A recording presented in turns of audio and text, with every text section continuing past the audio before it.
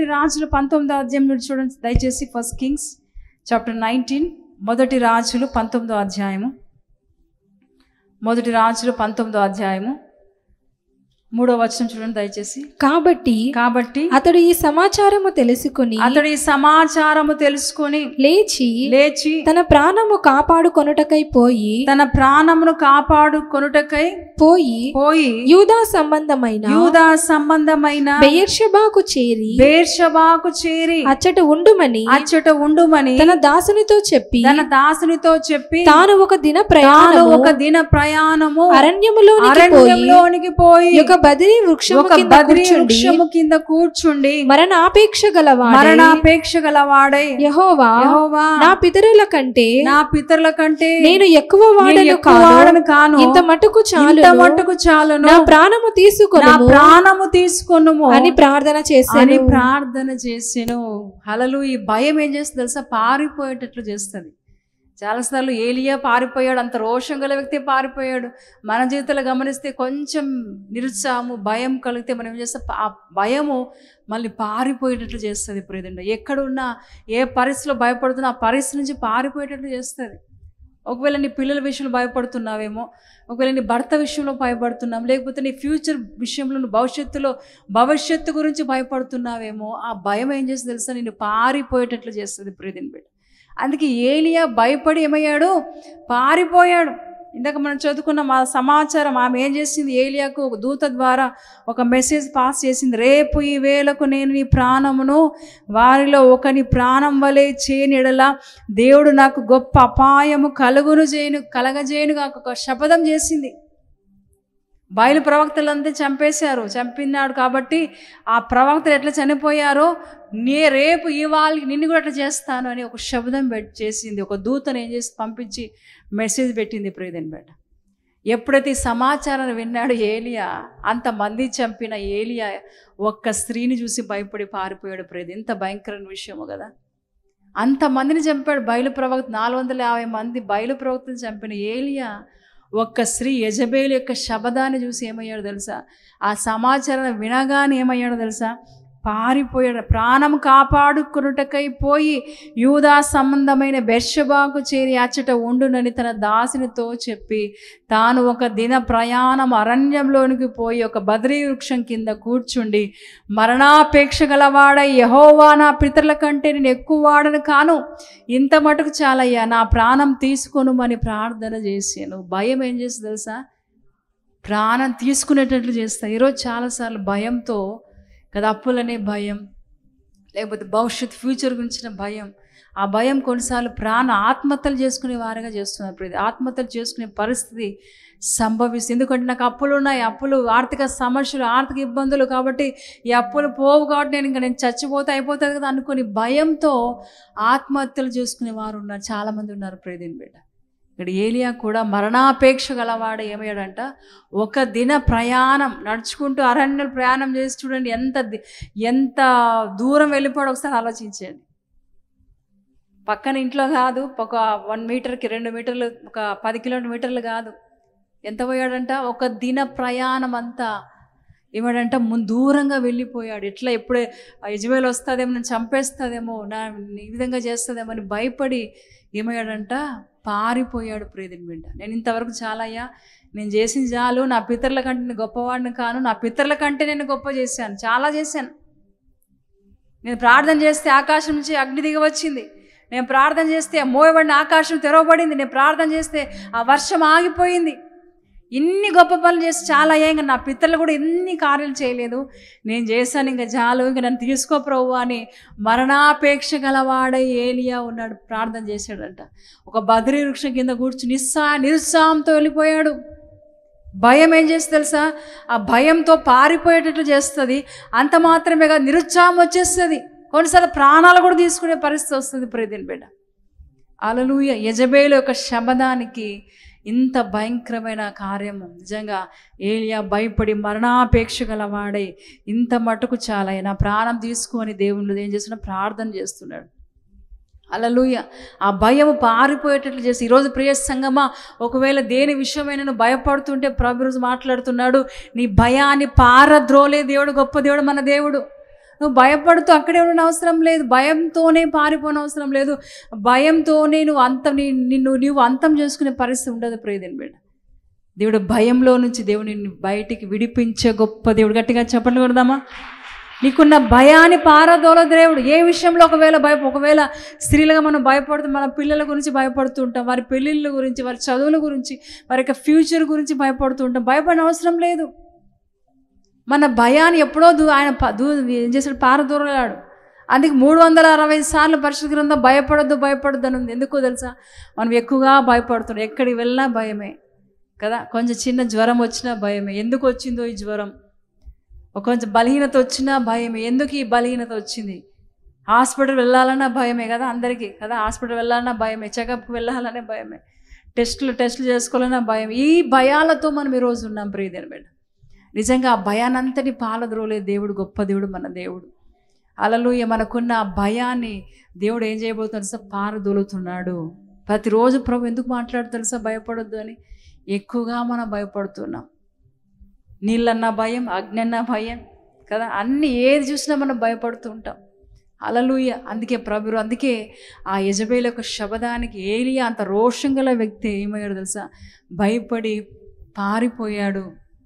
ఇంత మటుకు చాలయ్యా, నేను ప్రయాణం, నేను ఈ పని ఇంకా గొప్ప పనులు ఏం చేయాలి, నా వల్ల కాదు, నా పితరుల కన్నా నేను ఎక్కువ చేసి చాలు, ఇంత మటుకు చాలని నిరుత్సాహంలోకి వెళ్ళిపోయాడు. ప్రియదేని బిడ్డ, ఈరోజు ప్రియ సంగమా, ప్రభు ఈరోజు ఒకవేళ ఇలాంటి నిరుత్సాహంతో నువ్వు ఉన్నావేమో, నా వల్ల కాదు, నేను ఓడిపోయాను, నేను ఇంకా నా జీవితం ఇంతే అని భయపడి నిరుత్సాహంతో కృంగిన పరిస్థితిలో ఉన్నావే, ప్రభు ఈరోజు నిన్ను మాట్లాడుతున్నాడు, నీతో సూటిగా నువ్వు భయపడొద్దు. ఏ విషయంలో అయితే భయపడుతున్నావో ఆ విషయంలో నుంచి దేవుడు నిన్ను విడిపించడానికి సిద్ధంగా ఉన్నాడు. హల్లెలూయా. అలాంటి గొప్ప దేవుని మనం కలిగి ఉన్నాం. అందుకే ఇది ఏం చేస్తుంది, ఈ లక్షణాలన్నీ ఎట్లుంటాయి? భయం ఉంటుంది, ఆ భయం వల్ల పారిపోతుంటాము, నిరుత్సాహం వచ్చేస్తుంటుంది. ఆ నిరుత్సాహంతో కొన్నిసార్లు ఆత్మహత్యలు కూడా చేసుకుంటూ ఉంటాం. ప్రియదేని బిడ్డ, హల్లెలూయా. కాబట్టి ఇలాంటి లక్షణాలు నిజంగా మనకు ఉండడానికి వీలు. ఎందుకంటే దేవుని నమ్ముకున్న వారిగా మనం ఎట్లుండాలి తెలుసా? ధైర్యంగా ఉండాలి. హల్లెలూయా. ధైర్యంగా దేనికి అందుకే మనకు ఎలాంటి ఆత్మ ఇవ్వలేదు దేవుడు. పిరికితనం ఆత్మ ఇవ్వలేదు. ఏ ఆత్మ ఇచ్చాడు? ప్రేమయు, శక్తియు, మంచి మనసు కదా, గొప్పదే. అలాంటి ఆత్మనిచ్చాడు. పిరికితనం గల ఆత్మ మనకు ఇవ్వలేదు. హల్లెలూయా. ఒకవేళ భయంతో బాధపడుతుంటే, నిరుత్సాహంతో ఉంటే, నీ భయాన్నంతటిని దేవుడు పాలద్రోలే దేవుడు. హల్లెలూయా. ఇక్కడ యెజబేలు ఆత్మ ఏం బోధిస్తుంది?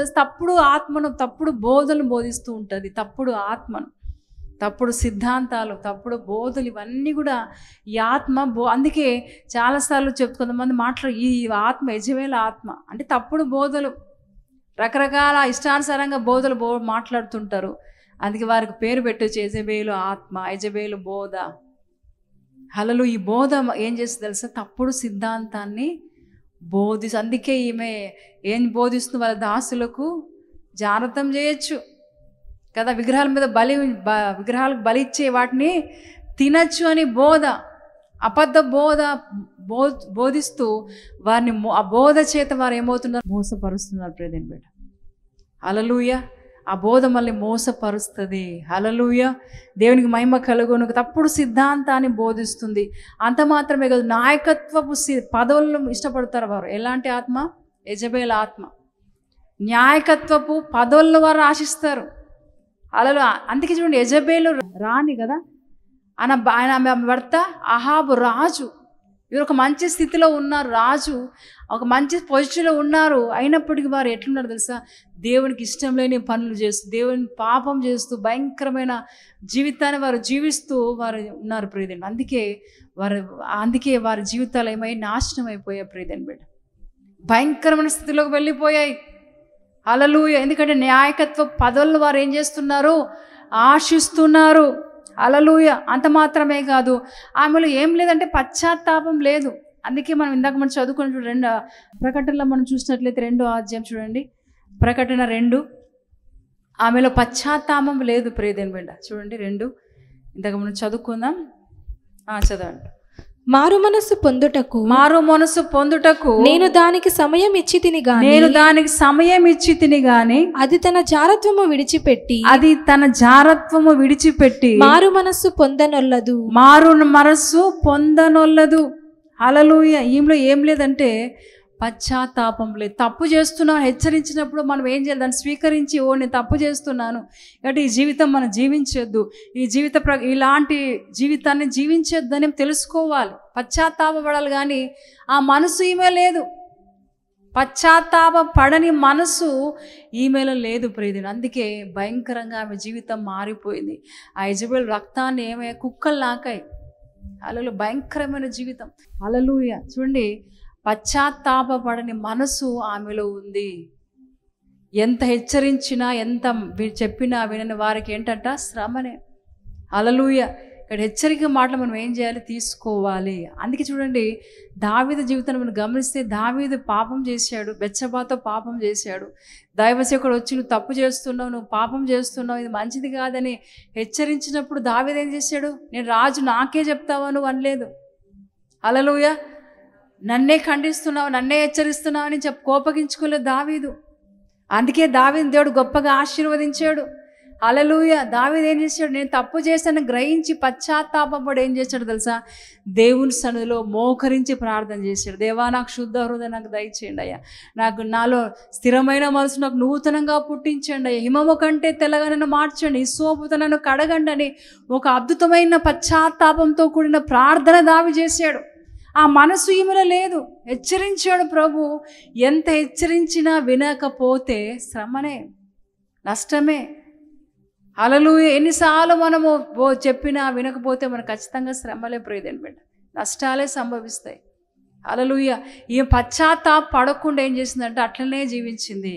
చివరికి భయంకరమైన జీవితాన్ని ఆమె పొందుకుంది ప్రియదేవుని బిడ్డ. హల్లెలూయా. పశ్చాత్తాప పడక ఆమె పశ్చాత్తాప మనసు ఏం చేయలేదు, ఆమెకు లేదు. నేను తప్పు చేశాను, పాపం చేశాను.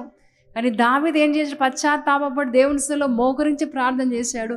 దేవుడు ఏం చేశాడు? విడుదల ఇచ్చాడు. ఇంకా అదొక్కసారి తర్వాత దావీదు తప్పు చేశాడు, పాపం చేశాడు, దేవునికి అవిధేయత చూపించాడు, దేవునికి ఇష్టం లేని పనులు చేశాడని ఎక్కడ రాయబడలేదు, ఎక్కడ చూడము ప్రియదేవుని బిడ్డ. హల్లెలూయా. కాబట్టి ప్రియ సంగమా, ప్రభు మాట్లాడుతున్నాడు, ఒకవేళ ఆ గద్దింపులో మనం వినకపోతే మనకే ప్రమాదం, మనకే నష్టం, మనకే శాపం, మనకే భయంకరమైన పరిస్థితి. కాబట్టి ఏం చేయాలి? గద్దింపును మనం ఆ హెచ్చరిక మాటలు మనం ఏం చేయాలంట? వినాలి, గ్రహించాలి. అవునా, నిజంగానే తప్పు చేస్తున్నానా? దేవునికి ఇష్టం లేని పనులు చేస్తున్నానా? దేవునికి నచ్చని పనులు నచ్చని స్త్రీగా నేను ఉన్నానా? దేవుని మాటలుగా అవిధేయత చూపిస్తున్నానా అని స్త్రీలుగా మనం ఏం చేయాలి? ఈ పరీక్షించుకోవాలి ప్రియదేవుని బిడ్డ. దేవుని స్థితిలో మనం పరీక్షించుకోవాలి. ఒకవేళ తప్పు చేస్తే నువ్వు చేసిన ప్రార్థనకు దేవుడు విని నిన్నేం చేసినా నిన్ను క్షమిస్తాడు. ఎంతటి పాపినైనా దేవుడు ఏం చేస్తే తెలుసా? క్షమించే దేవుడు ప్రియదేవుని బిడ్డ.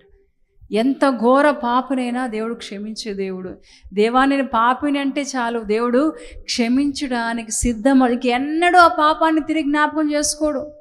మనుషులుగా మనం జ్ఞాపకం చేస్తూనే ఉంటాం కదా, జ్ఞాపకం చేస్తున్నాం. ఆ రోజు నాకు ఆమె ఆ విధంగా మాట్లాడింది, ఆ రోజు ఆ విధంగా చేసిందని చనిపోయేంత వరకు మనం జ్ఞాపకం చేస్తూనే ఉంటాం. కానీ మన దేవుడు నువ్వు చేసిన పాపానికి ఎన్నడూ క్షమించమని కోరిన తర్వాత ఎన్నడూ జ్ఞాపకం చేసుకోడు. అలాంటి గొప్ప దేవుని మనం కలిగి ఉన్నాం. కానీ ఈమెలో ఆ పశ్చాత్తాపం లేదు. ఈరోజు ప్రియ సంగమ, ప్రియ సోదరి, ఒకవేళ నువ్వు ఒక దేవునికి అయిష్టమైన జీవితాన్ని జీవిస్తుంటే దేవుని సన్నిధిలో ఒప్పుకోవాలి. దేవా, నాలో మీకు నచ్చని పనులు నేను చేస్తుంటే నన్ను క్షమించయ్యా, నాలో మీకు నచ్చని ఉంటే నన్ను క్షమించి రక్తంతో కడగండి, శుద్ధీకరించండి అని ఎప్పుడైతే పశ్చాత్తాపడతావో దేవుడు వాటిని ఏం చేశాడంట? క్షమించి వేస్తాడు. హల్లెలూయా. దావీదు ఆ పని చేశాడు. రాజు, గొప్ప రాజు. నువ్వు నాకు చెప్పాలా? నాకు తెలుసు ఏం చేయాలి, ఎక్కడ వెళ్ళాలో తెలుసు, నాకు నేను చేసేది తప్పో కరెక్టో నాకే తెలుసు, నువ్వేం చెప్పనవసరం లేదని అతన్ని ఖండించలేదు, గద్దించలేదు. కానీ ఆ తప్పును ఏం చేశాడంట? విన్నాడు, విని ఏం చేశాడు? ఒప్పుకున్నాడు. ఒప్పుకోవడం కాదు, పశ్చాత్తాపడ్డాడు దేవుని సన్నిధిలో ప్రియదేవుని బిడ్డ. హల్లెలూయా. ఈరోజు అలాంటి మనసు చాలామందికి లేదు, పశ్చాత్తాపడే మనసు. దేనికి ఒప్పుకోరు. తప్పు చేశాడు, నేను ఇప్పుడు తప్పు చేశాను, చేసి ఉంటాం కానీ తప్పు ఏంది ఎప్పుడు నువ్వు చూసావా తప్పు చేసింది? ఇలాంటి భయంకరమైన మనసు ఈరోజు చాలా మందిలో ఉంది. చిన్నప్పుడు కదా, నువ్వు తల్లి కదా. తల్లి ఏమంటారు, చక్కెర తిన్నావా అంటే లేదు లేదు. హల్లెలూయా. నోట్లో ఉంటుంది చక్కెర కానీ తినలేదు. నేనెక్కడ తిన్నాను అంటారు. నోరు తెరిస్తే ఏముంటుంది, చక్కెర కనబడుతుంటుంది. హల్లెలూయా. ఆ విధంగా మనం కూడా కొన్నిసార్లు తప్పు చేసి అన్ని చేసి కూడా నేనెక్కడ చేశాను, నేనేం తప్పు చేయలేదే, నేను పాపం చేయలేదే, దేవునికి అవిధేయత చూపించి ఈ విధంగా మనం మాట్లాడుతూ ఉంటాం, ఈ విధంగా జీవిస్తూ ఉంటాం. హల్లెలూయా. కానీ ప్రభు రోజు మనతో మాట్లాడుతున్నాడు. యెజబెల్ ఏం చేసింది తెలుసా? పశ్చాత్తాప పడలేదు. ప్రియదేని బిడ్డ ఖండించాడు, గద్దించాడు. నిజంగా అయితే దాన్ని ఏం చేయలేదంట, ఆమె వినలేదు. మారు మనసు పొందుటకు నేను దానికి సమయం ఇచ్చి తిని కానీ అది తన జారత్వం విడిచిపెట్టి మారు మనస్సు పొందనొల్లదు. సమయం ఇచ్చాడు, జారత్వాన్ని వదిలిపెట్టు అన్నాడు కానీ ఆమె ఏం చేయలేదంట, విడిచిపెట్టలేదు. అంత మాత్రం నేను దానిని మంచం పట్టించి దానితో కూడా విభజించు వారు దాని క్రియల విషయమై మారు మనసు పొందితే గాని వారికి బహు శ్రమల పాలు చేతులు. దాని పిల్లలు నిత్యముగా చంపెదను. అందువలన అంతర్యములను హృదయములు పరీక్షించువాడవు నేనే అని సంఘములన్నీ తెలుసుకొనును. మరియు మీలో ప్రతి వానికి వాని క్రియలు చొప్పున ప్రతిఫలం ఇచ్చేదను. హల్లెలూయా.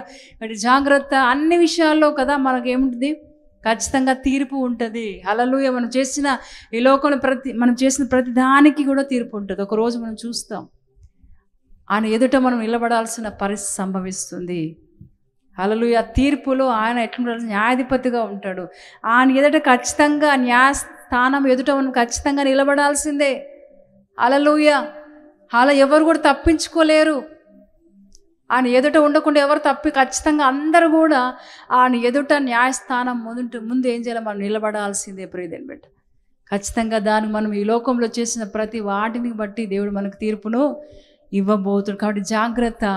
ఇక్కడ యెజబెల్ ఆత్మ నిజంగా భయంకరమైన ఆత్మ. ప్రియదేని బిడ్డ అదేం చేస్తుంది తెలుసా, పశ్చాత్తాప పడనీయకుండా చేస్తుంది.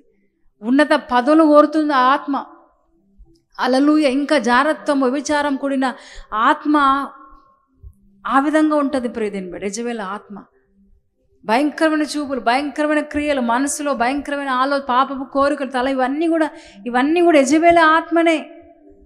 హల్లెలూయా. పర్టికులర్గా అక్కడ ప్రభు పరిశుద్ధాత్మ రాయించాడు. ఆమె జారత్వము కదా. యెజబెల్ ఏముందంట, జారత్వము చేస్తూ ఉంది. చూడండి, జారత్వం చేయుటకును విగ్రహములు బలి ఇచ్చిన వాటిని తినుటకును అది నా దాసులు బోధించు వారికి పర్టికులర్గా ఇక్కడ ప్రభు ప్రస్తావించాడు, పరిశుద్ధాత్మ రాశాడు. జారత్వంతో ఉంది ఆమె. హల్లెలూయా. హల్లెలూయా. కాబట్టి ఈ ఆత్మ పట్టిన వారు, నిజంగా ఆత్మతో యెజబెల్ ఆత్మ ఉన్నవారు, ఇవన్నీ కూడా మనసులో పాపం, హృదయమంతా పాపం. ఈ లోకంలో ఈ చివరి దినాలు చూస్తే ఎక్కడ చూసినా పాపంతో నింపబడి పాపంలో నింపబడిన లోకంలో మనం ఉన్నాం.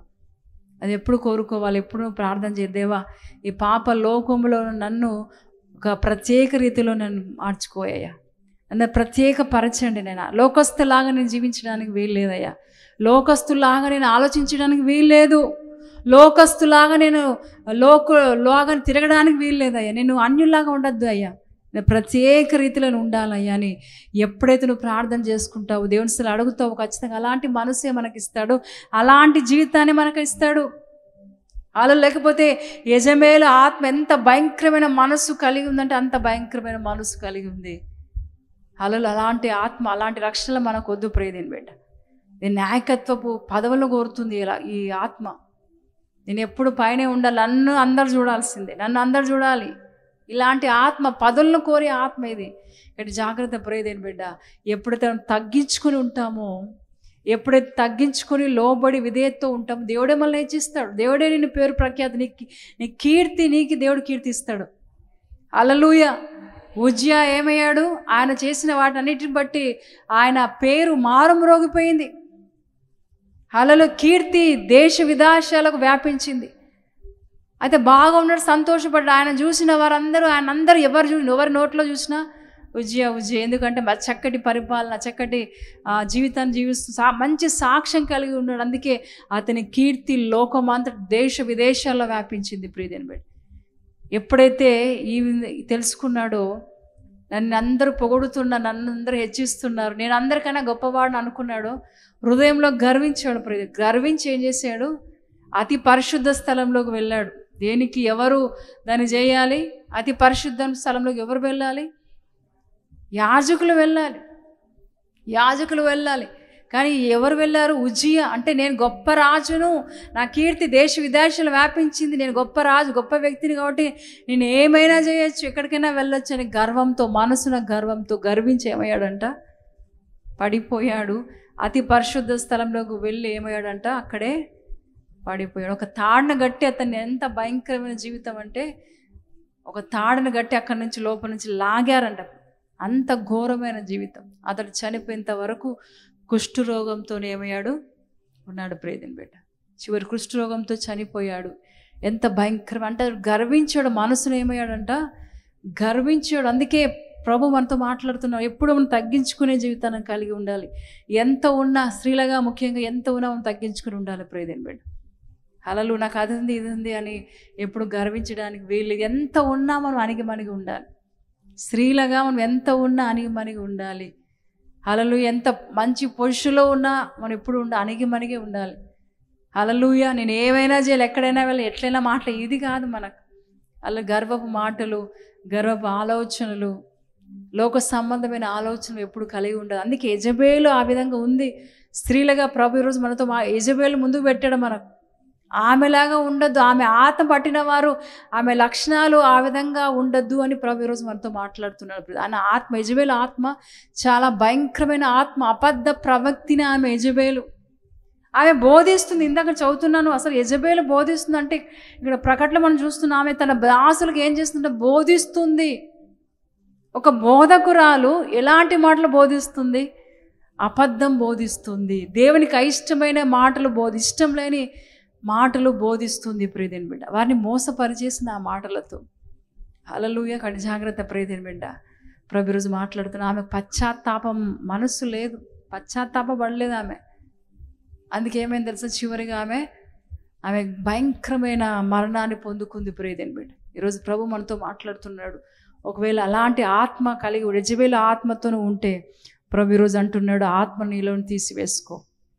అలలో ఇలాంటి జీవితాన్ని మనం జీవించి చివరి దినాల్లో, ఈ భయంకరమైన దినాల్లో మనం చాలా జాగ్రత్తగా ఉండాలి. దేవుని మాటలు ప్రతిరోజు ధ్యానించేవారుగా, దేవుని మాటలు ప్రతిరోజు వినేవారుగా, దేవుని అసలు గడిపేవారుగా, ప్రార్థించేవారుగా, సహవాసంలో నిజంగా అన్ని విషయాల్లో మనం దేవునికి దగ్గరగా ఉండాలి ప్రియమైన బిడ్డ. అలలో ఒక స్త్రీ అయినప్పటికీ కూడా ఆమెలో గర్వంతోనే ఆమె ఏమైంది? చివరికి నశించిపోయింది, నాశనం అయిపోయింది. హల్లెలూయా. హల్లెలూయా. కొన్నిసార్లు నిజంగా ఇలాంటి పరిస్థితులు కూడా వెళ్తూ ఉంటాం. ఇలాంటి పరిస్థితులు కూడా మనం కూడా వెళ్తూ ఉంటాం. అయితే మనం ఏం చేయాలి సార్? దేవుని సన్నిధిలో ఎప్పుడైతే ప్రార్థన చేస్తావో ఆ పరిస్థితి నుంచి ప్రభువే మళ్ళీ విడిపిస్తాడు. ఆ భయంకర విపత్తు నుంచి ప్రభువే మళ్ళీ తప్పిస్తాడు. మన దేవుడు ఎలాంటి దేవుడు? తప్పించే దేవుడు, విడిపించే గొప్ప దేవుడు మన దేవుడు. హల్లెలూయా. అలాంటి ఆ స్థితిలో నుంచి, ఆ పరిస్థితిలో నుంచి మనం రక్షించే గొప్ప దేవుని మనం కలిగి ఉన్నాం. హల్లెలూయా.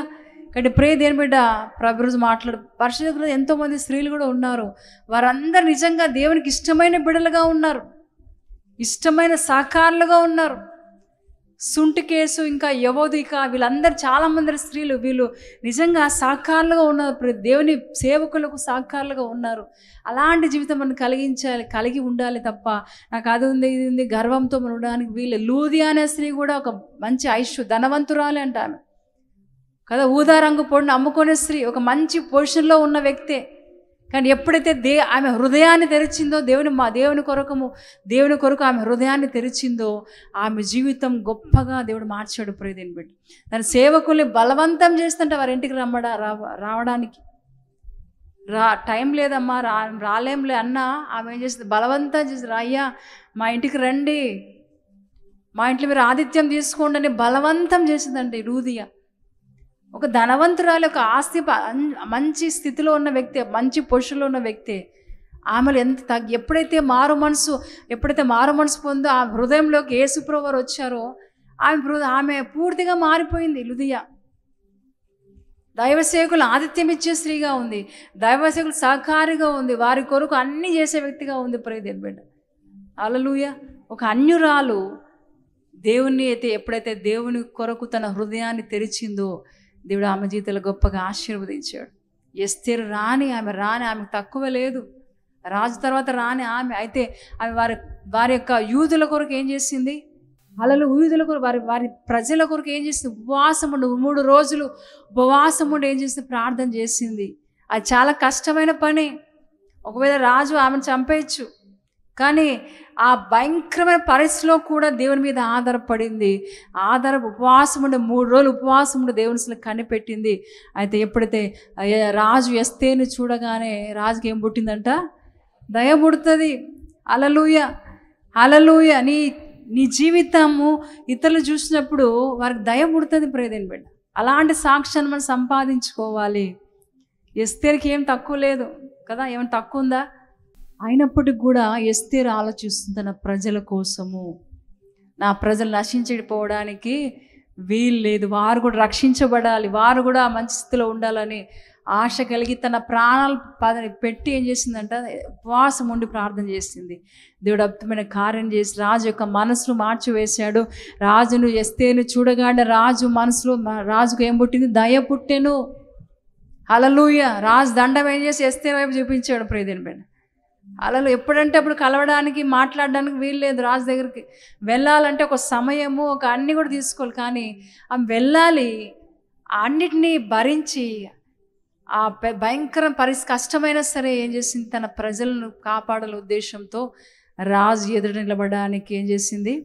ప్రయత్నించింది. హల్లెలూయా. ఆ ప్రయత్నంలో ఎస్తేరు ఏం చేసింది? గెలిచింది. ప్రియదేని బిడ్డ, హల్లెలూయా. తన ప్రజల్ని ఆమె కాపాడుకుంది.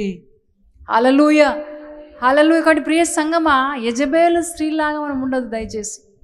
ఇందాక చెప్పాను కొన్ని లక్షణాలు. భయంకరమైన ఆలోచన, హల్లెలూయా, భయంకరమైన భయం. ఈ లక్షణాలు ఉంటే నిజంగా చాలా నష్టాలు కొని తెచ్చుకుంటాం. ప్రియదేని బిడ్డ, హల్లెలూయా. మనసు బాగుండదు. పాపం మనసుతో జీవిస్తూ ఉంటారు, తప్పుడు సిద్ధాంతాలు చేస్తూ ఉంటారు, పదవులను ఆశిస్తూ ఉంటారు, లేకపోతే పశ్చాత్తాపపడే మనసు వారిలో ఉండదు. ఇవన్నీ కూడా యెజబేలు లక్షణాలే, ఆత్మ లక్షణాలే. ప్రియదేని బిడ్డ, వీటన్నిటిని మనం ఏం చేయాలి? తీసి పారవేసుకోవాలి. స్త్రీలుగా మన జీవితాలను కట్టుకోవాలి, ఒక మంచి స్థితిలో ఉండాలి. మన కుటుంబాలని దేవుని కొరకు నిలబెట్టాలంటే మనం దేవుని సన్నిధిలో తగ్గించుకొని ఏం చేయాలి? స్త్రీలుగా. అందుకే సామెతలు మనం చూస్తున్నాం చివరి అధ్యాయంలో, గుణవతి అయిన భార్య దొరుకుట అది అట్టిది ముత్యము కంటే అమూల్యమైనది. ముత్యాల కన్నా గొప్పలం మనం కదా, గుణవతి అయిన భార్య. హల్లెలూయా. కాబట్టి వారిలాగా మనం ఉండాలి, యెజబేలులాగా మనం ఉండొద్దు. ఆత్మ పట్టిన స్త్రీలైనా సరే పురుషులైనా సరే ఎవరు కూడా ఉండడానికి వీళ్ళు. అందుకే ఇక్కడ యోహాన్ ఏం చేసి తెలుసా? తుయతర సంఘానికి కఠినంగా హెచ్చరిస్తున్నాడు. హల్లెలూయా. ఏం చేసి హెచ్చరిస్తున్నాడు? మనకు కూడా ప్రభు హెచ్చరిస్తున్నాడు. నేను ఒక తప్పు మీ మీద మోపవలసి ఉన్నది. ఏమనగా తాను ప్రవక్తనని చెప్పుకొనుచున్న యెజబేలు స్త్రీని నీవు ఉండనిచ్చుచున్నావు. జారత్వం చేయుటకు విగ్రహములకు బలి ఇచ్చిన వాడిని తినుటకును అది నా దాసులో బోధించుచు వారిని మోసపరుచుచున్నది. మారుమనసు పొందుటకు నేను దానికి సమయం ఇచ్చితిని, కానీ అది తన జారత్వం విడిచిపెట్టి మారు మనసు పొందనొల్లదు. ఆ మనసే లేదు, మారు మనసు మనసే లేదు. ప్రియదేని బిడ్డ, నిజంగా ప్రభువు నడిపించే దేవుడు. ప్రియది, ఒకవేళ ఈ ప్రార్థన చేసినట్లయితే ప్రభు నిజంగా ఆ విధంగానే నడిపిస్తాడు. ఈ లోక సంబంధుల్లా కాదు, లోకానుసరమైన జీవితం లాగా కాదు నువ్వు జీవించేది. దేవునికి ఇష్టమైన జీవితాన్ని జీవిస్తావు. ప్రియదేని బిడ్డ, నీ అడుగులు తడబడుతూ ఉంటే నిజంగా నడిపించే దేవుడు ఆయన. శ్రమలోనైనా ఒకవేళ శ్రమలని భయపడి పారిపోయావేమో, ఆ శ్రమల్లో సైతము దేవుడు నడిపించే దేవుడు. ప్రియదేని బిడ్డ, చేయి పట్టి నడిపించే గొప్ప దేవుడు ఆయన. దయచేసి అందరు ప్రార్థన చేద్దాం. దయచేసి అందరు నోరు తెరిచి ప్రార్థన చేద్దాం. ఈ మధ్యకాల పరిశుద్ధాత్మ మనతో మాట్లాడేటుండగా మనమందరం దేవుని కృతజ్ఞత ఆశలు చెల్లిద్దాం. అయ్యా, నా జీవితంలో చేసిన మేలును బట్టే వందనాలు. ఆ శ్రమల్లో సైతము విడిపించే దేవుడు అయ్యా.